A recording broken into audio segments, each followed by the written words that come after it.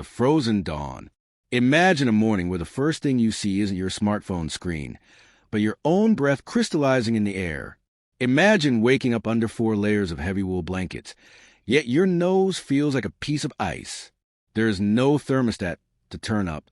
There is no hot shower waiting. Outside, the year is 1905, and a great freeze has gripped the land. For the Edwardians, winter wasn't a season for hot cocoa and Netflix. It was a brutal, daily battle for survival. Welcome to the frozen reality of a century ago. The wake-up call. In the early 1900s, the bedroom was often the coldest place in the house. Why? Because coal was expensive. You didn't waste it on a room where you were just sleeping. As the sun barely peeks through the frost-covered window panes, you realize the water in the porcelain pitcher next to your bed has frozen solid overnight. The cold is heavy. It's a physical weight. To get out from under those blankets is an act of bravery. Your floorboards are ice cold, and every step creaks in the silent, freezing air. This is the frozen dawn, the start of the 16-hour workday where your only goal is to stay warm enough to see tomorrow.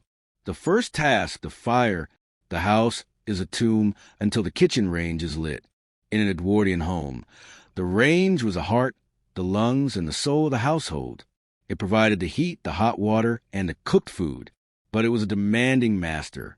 Before you can even think of warmth, you have to clean out the clinkers, the stony residue of yesterday's coal. Your hands are numb, your fingers stiff. You strike a match, a precious commodity, and nurse the kindling into a flame.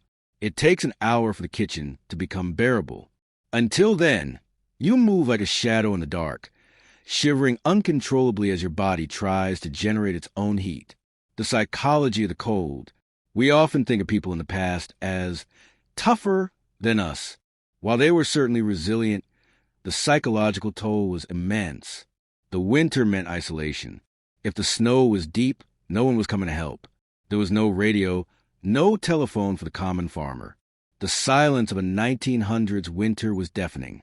You were alone with the cracking of the ice and the whistling of the wind through the ill-fitting door frames. Suggested titles for this series: The Great Freeze, 12 Days of Edwardian Survival, Life Before Heaters, How They Didn't Die in 1900, 90 Days of Ice, The Brutal Reality of History.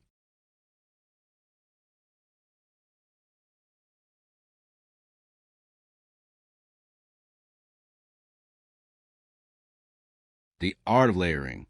In our modern world, we have smart fabrics, thermal tech, and lightweight down jackets that weigh less than a loaf of bread.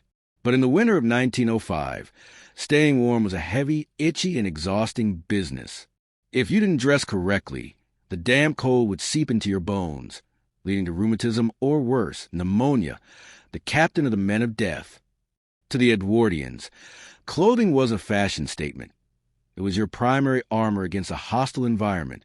Let's look at the layers that stood between a human being and a frozen grave. The base layer, the scratchy shield.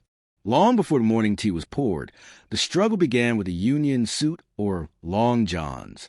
Unlike the soft cotton blends we wear today, these were made of thick, heavy wool.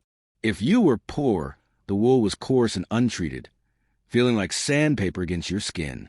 Why wool? Because the Edwardians understood a scientific truth. Wool is a miracle fiber. Even when damp from sweat or melting snow, wool retains its insulating properties. It traps air in its crimped fibers, creating a pocket of warmth generated by your own body heat. But there was a price to pay: the winter itch. For 4 months of the year, your skin was in a constant state of irritation, but that itch was a sign that you were staying alive.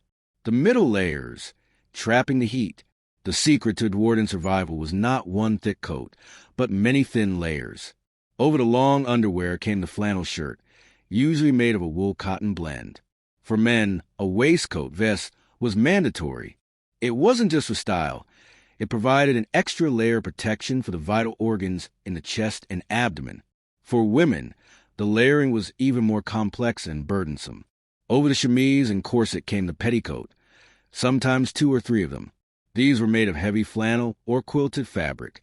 While these layers provided warmth, they added significant weight. Imagine walking through 6 inches of snow while dragging 3 layers of floor-length wool skirts. Every step was a workout, and every workout produced sweat, which was the enemy.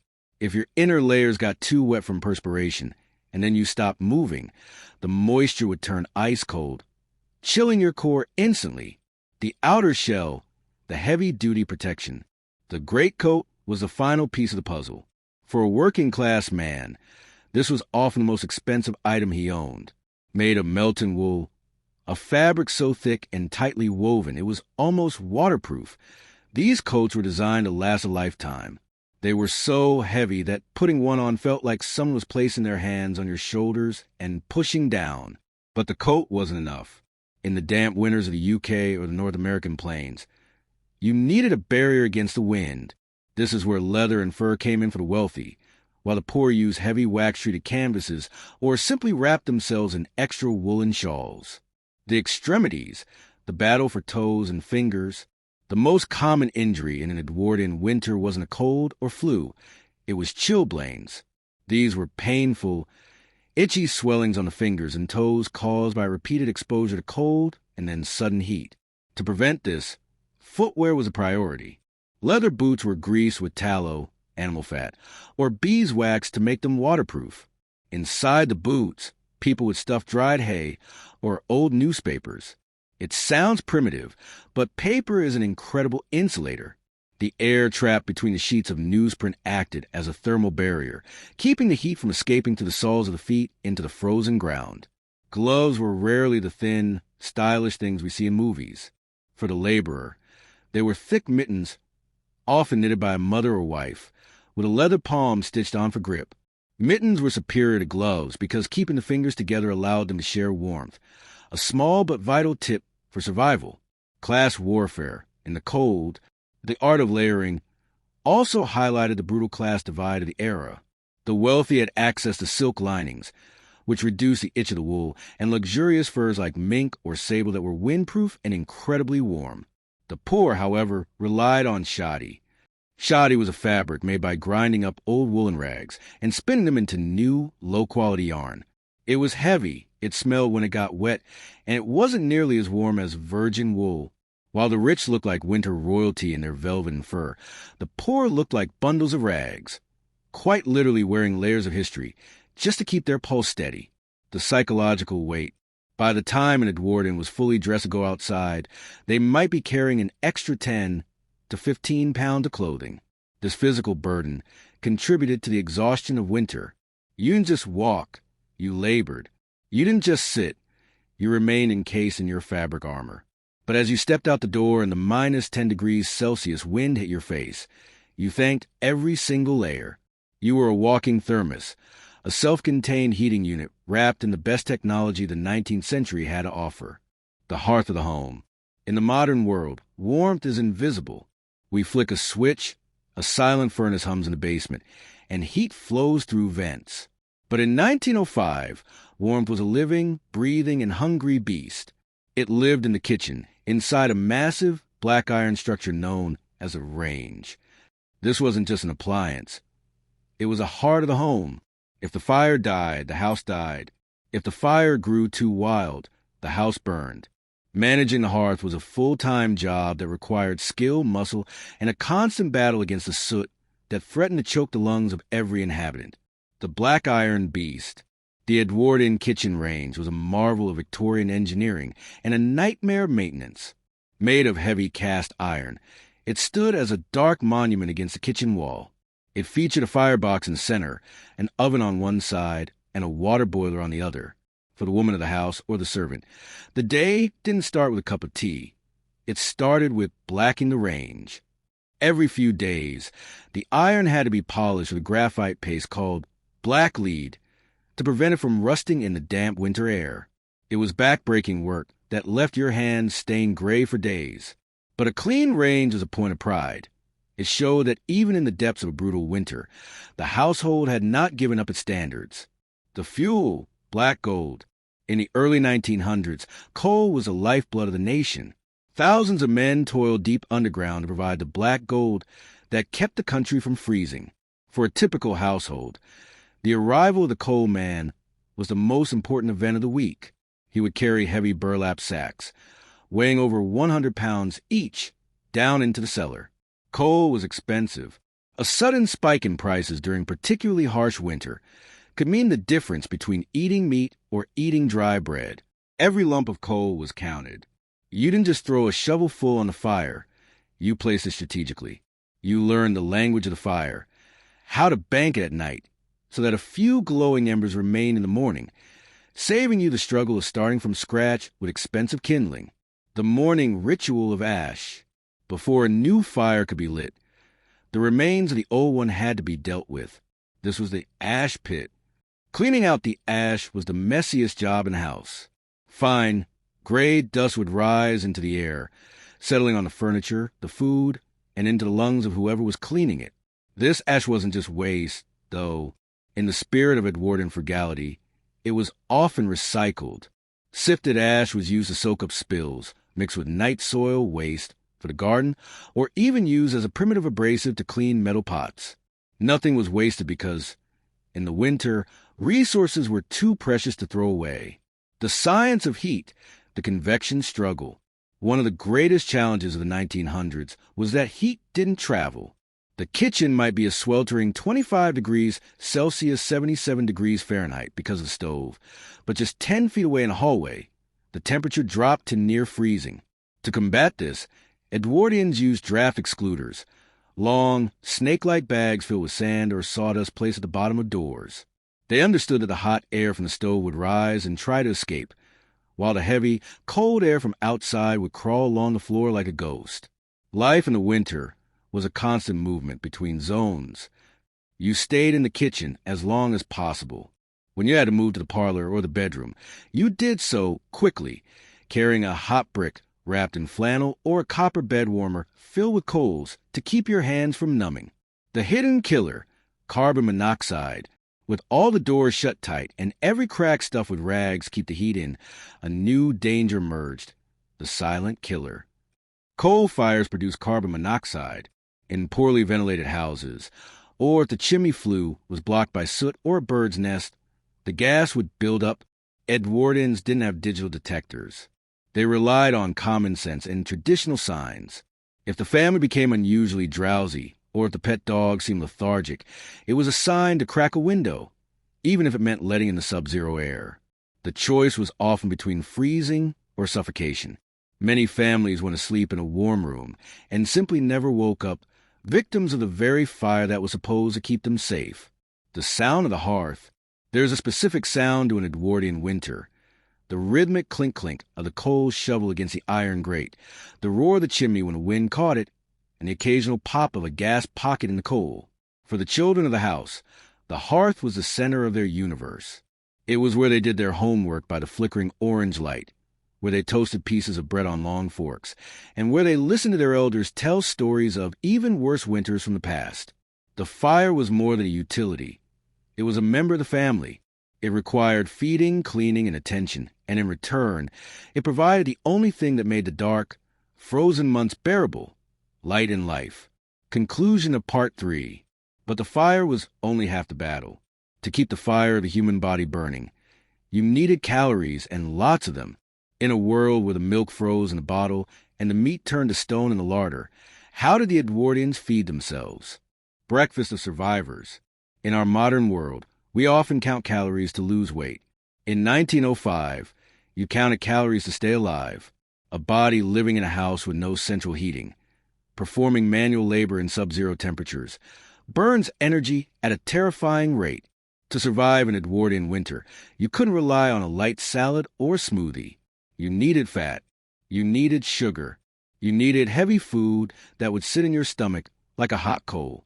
Today, we explore the survival diet, the high-calorie fuel that powered the 12-hour workdays of a frozen century. The frozen larder. Before the sun was even up, the mistress of the house faced her first challenge, the larder. In 1905, there were no electric refrigerators, but in winter, the entire pantry became a freezer. This sounds convenient, but it was a nightmare. The milk didn't just get cold. It expanded as it froze, often pushing the cardboard cap off the bottle or cracking the glass. The butter was as hard as a brick, requiring it to be placed near the stove for 30 minutes before it was even spreadable. Worst of all was the meat. If you had a joint of beef or a ham hanging in the larder, it would be frozen solid. Cutting it required a saw, not a knife. Every meal required hours of pre-thawing near the kitchen range. The Edwardian kitchen was a constant cycle of defrosting, boiling, and stewing. The morning porridge, the foundation. The cornerstone of the Edwardian winter breakfast was porridge, but not the thin, watery version we see today. This was steel-cut oats. Boil for hours until it reached a thick, glue-like consistency. It was seasoned with a pinch of salt and, if you could afford it, a dollop of golden syrup or heavy cream. Oats were the perfect survival food. They are complex carbohydrates that release energy slowly throughout the morning. For a schoolchild walking 3 miles through the snow or a laborer heading to the docks, that bowl of porridge was their internal furnace. It provided a steady stream of heat as the body digested the dense grains. The power of fat, lard and dripping. If porridge was a foundation, fat was a fuel. In the early 20th century, fat wasn't a dirty word. It was a lifesaver. The most common spread wasn't expensive butter, but dripping. This was a cold, congealed fat left over from roasting meat. A thick slice of toasted bread, spread heavily with beef dripping and sprinkled with salt and pepper, was a standard breakfast or snack. To our modern palates, it sounds unappealing, but to a person whose core temperature was dropping, that animal fat was pure gold. It provided the dense calories needed to maintain thermogenesis, the process by which the body generates heat. Without adequate fat intake, the body would begin to shiver uncontrollably within hours of stepping outside, leading to rapid exhaustion. The tea ritual, liquid warmth. No Edwardian morning was complete without tea, but in winter, tea served a dual purpose. Yes, the caffeine provided a much-needed boost for the dark morning, but the primary function was internal heating. The tea was served scalding hot and loaded with sugar.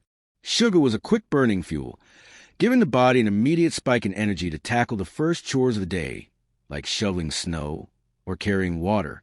The warmth of the cup also served a practical purpose. It was a way to thaw out frozen fingers before putting on work gloves. In many working-class homes, the teapot stayed on the corner of the kitchen range all day long, being topped up with hot water and fresh leaves, acting as a communal station for quick warmth. The struggle for protein. While oats and fats were plenty, fresh protein was a luxury in the dead of winter. Most families relied on salt pork or bacon. This wasn't the thin, crispy bacon we know. It was thick, salt-cured slabs of fat with a streak of lean meat. The salt served two purposes.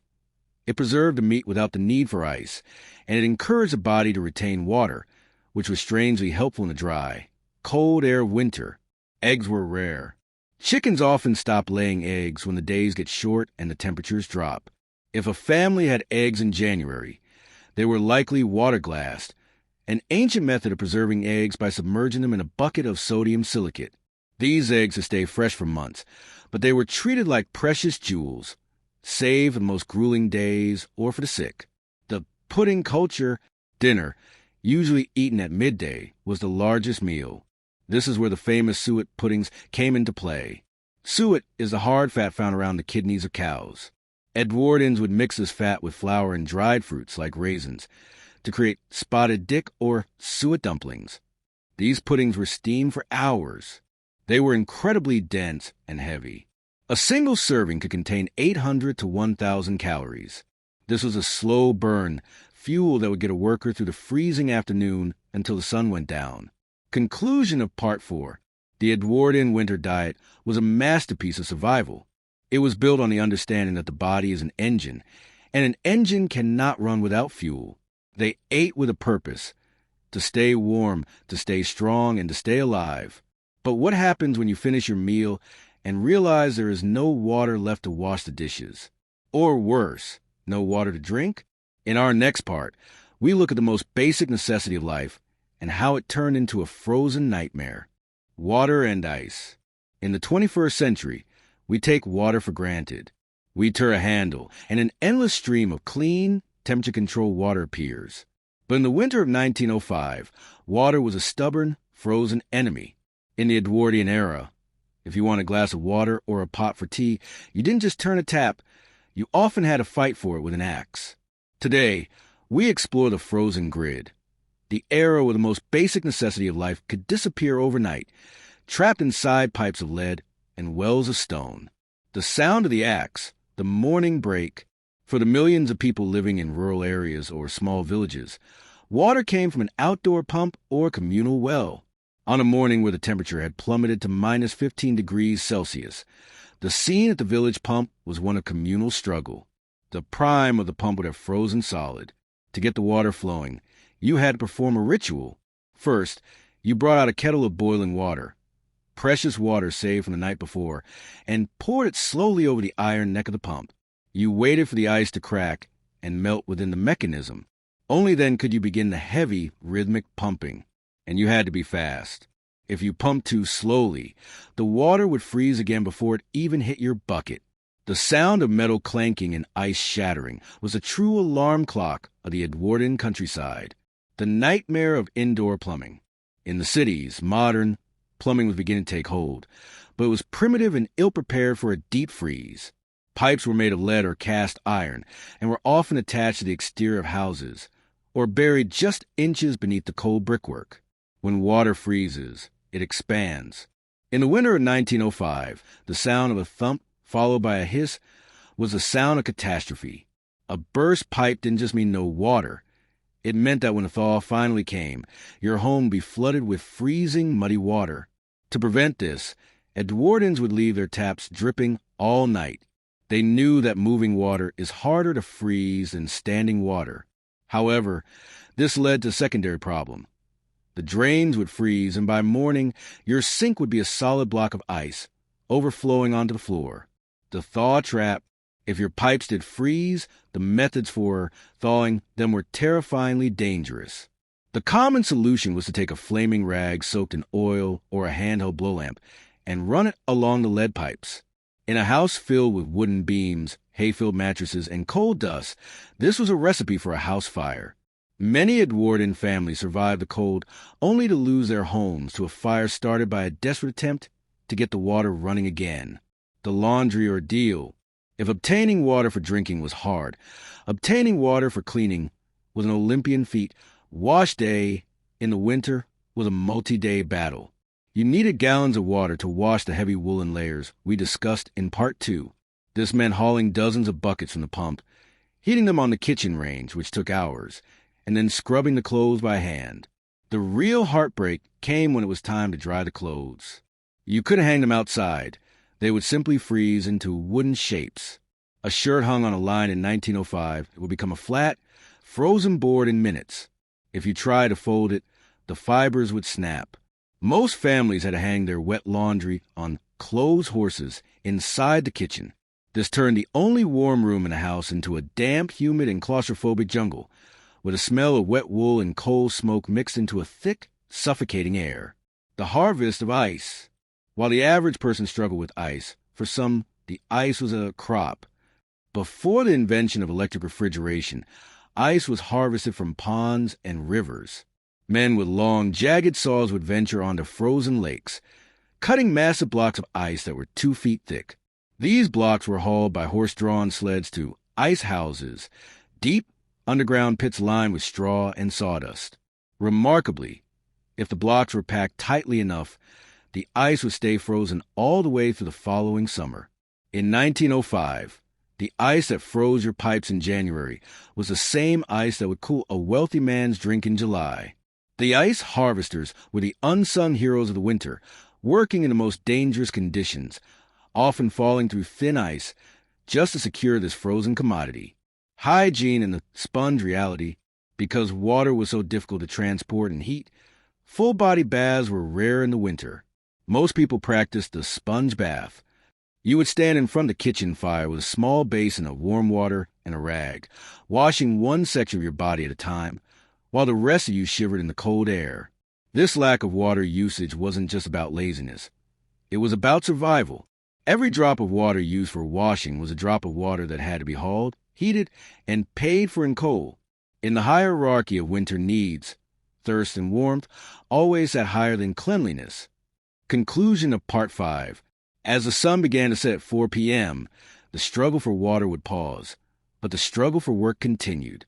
For the Edwardian man, the frozen world wasn't just a home, it was a workplace. Whether you were a farmer, a dock worker, or a postman, the ice didn't mean a snow day. It meant your job just got 10 times harder. Out in the element. In our era, a heavy snowstorm often means a remote work day or a canceled school bus. But in 1905, the world did not stop for the snow. There were no snowplows, no salted roads, and no heated cabins and trucks. If you were a laborer, a farmer, or a postman, the Great Freeze wasn't an excuse to stay inside. It was a challenge that tested the very limits of human endurance. To stay home was to lose your wages, and to lose your wages was to starve. Today, we step outside the home and into the brutal reality of the Edwardian outdoor workspace. The silent streets. The first thing you would notice about a 1900s winter morning was the sound, or rather, the lack of it. Snow acts as a natural acoustic insulator, but the silence was also due to the lack of machinery. The only sounds were the crunch-crunch of heavy boots on packed ice and the rhythmic jingle of horse harnesses. The roads were treacherous. In the cities, the mixture of snow, horse manure, and coal secreted a slippery, black slush known as clutch. Walking through it was an exercise in balance. If you fell, you didn't just get wet. You were covered in the filthy remains of the city's industrial waste. For the street sweepers, their job became a nightmare of moving heavy, frozen piles of this sludge just to keep the main thoroughfares open for the horse-drawn omnibuses. The burden of the horse. In 1905, the world ran on horsepower, literally. Horses were the engines of the economy, and in the winter, they suffered more than the humans. A horse slipping on the ice was a catastrophe. If a horse broke a leg, it was usually a death sentence for the animal and a financial disaster for the owner. To combat the ice, blacksmiths were kept busy day and night fitting frost nails or caulkins to horseshoes. These were sharp metal studs that acted like cleats, digging into the ice to provide grip. But even with these, the effort of pulling a heavy load through the snow was immense. You would see horses with steam rising from their bodies like locomotives, their breath forming thick icicles on their muzzles. The horse watering troughs became frozen blocks, and kind owners would carry buckets of warm mash and ale to keep their animals' internal temperatures up. Farming, the endless chore. For the farmer, winter was not a time of rest. While the crops were dormant, the livestock were in constant danger. Sheep could easily become snowed in, trapped in drifts where they would suffocate or freeze, if not found quickly.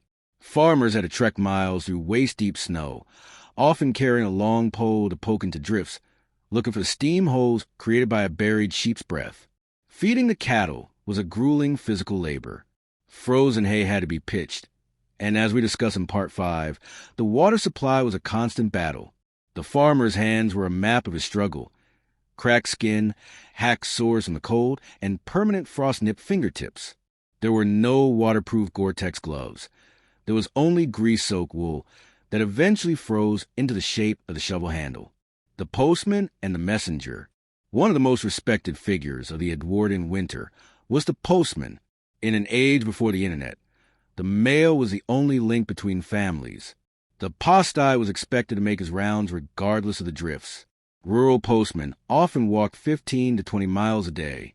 In the Great Freeze of the early 1900s, stories emerged of postmen being found leaning against stone walls, frozen to death with their mailbags still gripped tightly.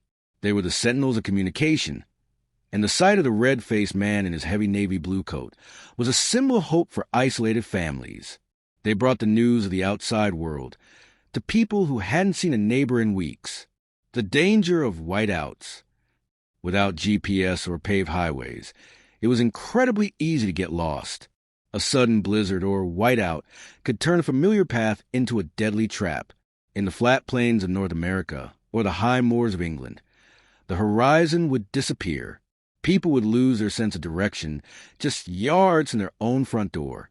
There are harrowing accounts of Edwardians tying ropes from their back door to the barn so they could find their way back after feeding the animals. If you lost a rope in a whiteout, you were as good as dead. The cold would disorient you, leading to paradoxical undressing. a late-stage hypothermia symptom where the victim feels a false sensation of extreme heat and strips off their clothes, hastening their end. The industrial toil. In the industrial north, the mill girls and iron workers faced a different kind of cold. The factories were massive, unheated brick shells. While the machinery generated some heat, the drafts were lethal. Workers would wrap their feet in burlap sacks and grease their skin with tallow to create a barrier against the freezing dampness. The transition from the scorching heat of a blast furnace to the sub-zero air outside caused shivers so violent they could break teeth. Conclusion of Part 6. By midday, the outdoor worker was exhausted, damp, and hungry. The art of layering we spoke of in Part 2 was now a heavy, wet burden. But as the pale winter sun began to dip toward the horizon, often as early as 3:30 p.m., a new fear set in. It wasn't just the cold anymore. It was the dark. In our next part, we look at the most vulnerable members of the society, the children and the elderly, and how they survived the nights when the mercury dropped to levels that modern thermometers would struggle to measure. The vulnerable. In the winter of 1905, the survival of the fittest wasn't just a theory, it was a nightly reality. While a healthy adult might endure a night in a freezing room with nothing but shiver, for the very young and the very old, the cold was a silent predator. In an era before antibiotics, a simple chest cold in December could become a funeral in January. Today, we look at the quiet, desperate measures taken to protect the vulnerable, those whose internal fires weren't strong enough to fight the great freeze on their own. The nursery, a battle for breath. In the Edwardian home, the nursery was often tucked away in the attic or far corner, rooms that were the hardest to heat. For a mother, winter was a season of constant anxiety. Infant mortality rates spiked during the winter months. The main culprit wasn't just the temperature, but croup and bronchitis. The air in these homes was incredibly dry because of the coal fires, which irritated tiny lungs. To combat this, mothers used bronchitis kettles, long-spouted pots that sat on the fire, sending a constant stream of steam into the room to keep the air moist. If a baby started to wheeze, the remedy was vapor capping or goose grease. A child's chest would be rubbed with thick animal fat and then covered with a warm flannel cloth to seal in the heat. It was messy, it smelled, but it was the only barrier against the congestion that claimed so many lives. The hot brick and the bed warmer. Go to bed was the most dangerous time for the elderly. As the body ages, its ability to regulate temperature weakens. In a room where the temperature might drop to 2 degrees Celsius 35 degrees Fahrenheit, a senior citizen could easily slip into hypothermia while they slept. The solution was a range of preheating tools. The most common was the hot water bottle. But in 1905, these were made of heavy stoneware or ceramic, not rubber. They were effective but heavy. If you accidentally kicked one in your sleep, it was like being hit by a brick. For those who couldn't afford ceramic bottles, a literal brick was used. A brick would be placed in the oven of the kitchen range all evening until it was glowing with heat. It was then wrapped in multiple layers of old flannel or a thick wool sock and tucked into the bottom of the bed. This hot brick will provide a steady, radiating warmth for 6 to 8 hours, just enough to keep the blood flowing in elderly toes until morning sun rose. The old folk in the chimney corner. In the social hierarchy of the Edwardian winter, the elderly were given the place of honor, the chair closest of fire, known as the chimney corner. They would spend the entire day there, often wrapped in shoulder shawls and lap rugs. Movement was difficult. Arthritis and rheumatism were rampant, and the cold made joints feel like they were filled with broken glass. The elderly would often sit for hours, performing light chores like mending socks or peeling potatoes, staying as close to the coal stove as humanly possible. They were the keepers of memory, telling stories of the great snow of 1881 to the children, teaching the younger generation that while the current winter was bad, they had survived worse. School, the cold commute. For children, the struggle was a journey. Most children walked to school regardless of the weather. There were no puffer jackets. Girls wore thin cotton stockings and woolen coats, while boys wore short trousers, even in winter, with long wool socks. The schoolhouse itself was often a drafty stone building with a single pot-bellied stove in the center. If you were lucky enough to sit in the front row, you were toasted. If you sat in the back, your ink would freeze in the inkwell. Teachers would often have the children perform drills, jumping jacks and arm swinging, every hour just to keep their circulation moving so they could hold their pens. The captain of the men of death. We cannot talk about the vulnerable without talking about consumption, tuberculosis. In the 1900s, it was a leading cause of death. The irony of the Edwardian winter was that while people huddled together for warmth, they were inadvertently spreading germs in poorly ventilated rooms. The cold weakened the immune system, and the coal smoke irritated the lungs, making people ripe for infection. For the elderly, a winter cough was often the beginning of the end. Families would watch their loved ones grow thinner and paler as the months went by, praying for the spring thaw to bring some relief. Often, the thaw came too late. Class and survival. Class played a brutal role in who survived. In the workhouses, places for the poor, the elderly were often given only the bare minimum of coal and blankets. In contrast, the wealthy elderly had foot warmers lined with fur and rooms heated by multiple fireplaces.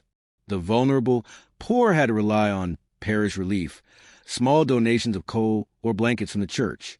To be old and poor in 1905 was to live in a state of constant, shivering prayer. The psychological shield. Despite the physical danger, there was a psychological resilience. Children were taught from a young age that feeling the cold was a sign of weakness. They were encouraged to brave it out. This stiff upper lip attitude was a survival mechanism. If you accepted that the cold was your master, you would lose the will to fight. By treating the winter as a character-building exercise, the Edwardians managed to keep their spirits high even when the thermometer was low. Conclusion of Part 7. Protecting the vulnerable took every ounce of the family's energy. But even with the fire going and the bricks heated, there was one thing you couldn't avoid: the basic call of nature. In our next part, we look at the most dreaded experience of the Edwardian winter, a trip to the outdoor privy. Hygiene in the cold. We live in an age where the bathroom is a sanctuary, warm tiles, steaming showers, and indoor plumbing. But in 1905, for the vast majority of people, the bathroom was a drafty wooden shack at the end of the garden. In the middle of a January blizzard at 3 a.m., the call of nature wasn't just an inconvenience. It was an alpine expedition. Today, we dive into the shivering reality of Edwardian hygiene, a world of frozen toilets, the weekly bath, and the absolute struggle to stay civilized when the temperature is working against you. The dreaded outdoor privy. For the working class, indoor toilets were a rare luxury. Most homes had a privy or outhouse. This was a small wooden hut built over a deep pit or a removable bucket. Imagine leaving your warm bed, putting on your boots, and trekking through 6 inches of snow just to sit on a wooden bench that was minus 10 degrees Celsius. There was no soft, quilted toilet paper. Instead, people used old newspapers or almanacs cut into squares and hung on a string. In the winter, the ink from a newspaper would often transfer to your skin, and the paper itself was as stiff as cardboard. But the cold brought a more solid problem. In a deep freeze, the contents of the pit or bucket would freeze solid. This meant the night soil men, the workers who came to empty the toilets, couldn't do their jobs. Families would have to pray for a slight thaw just so their waste could be removed. The chamber pot, the indoor alternative. Because the trip to the outhouse was so brutal, every bedroom had a chamber pot or jerry kept under the bed. This allowed you to avoid the midnight trek through the snow.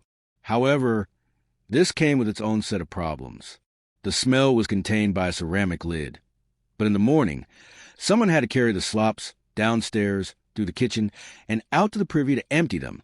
In a particularly cold room, the contents of the chamber pot would actually freeze overnight.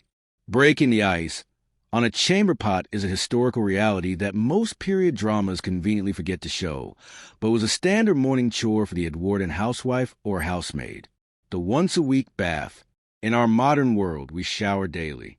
In 1905, a full-body bath was a major production that happened once a week, usually on Saturday night. So the family would be clean for church on Sunday. The process was exhausting.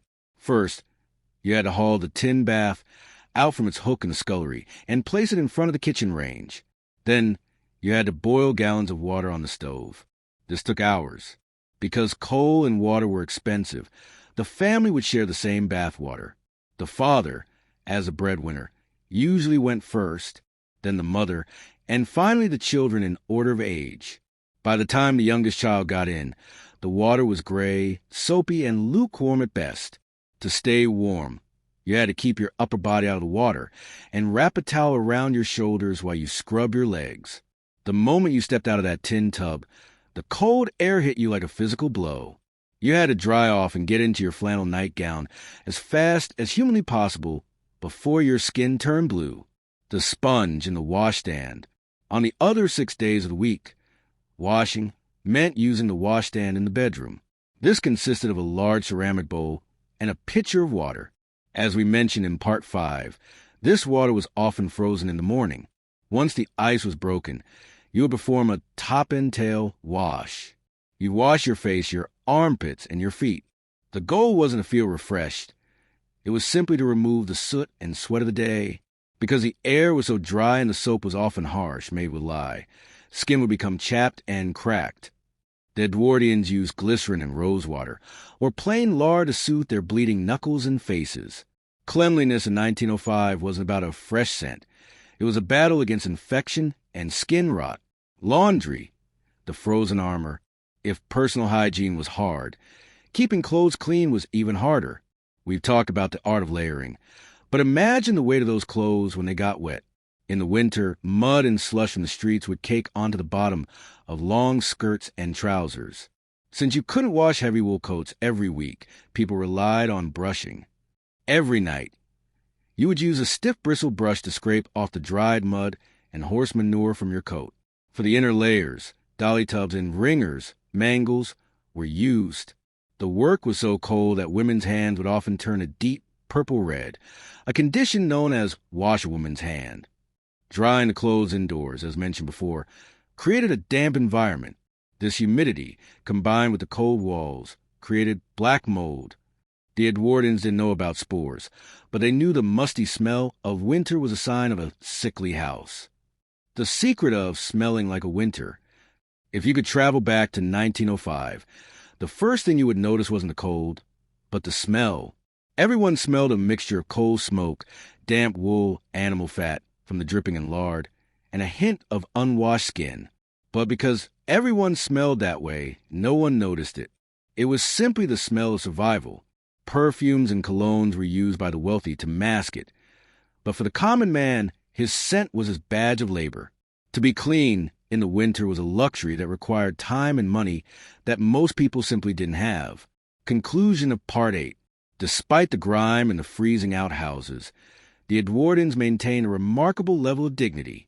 They polished their boots, they mended their rags, and they kept their black-lead stoves shining. But as the hygiene chores finished, the sun would set, and the village would fall into a deep, icy silence.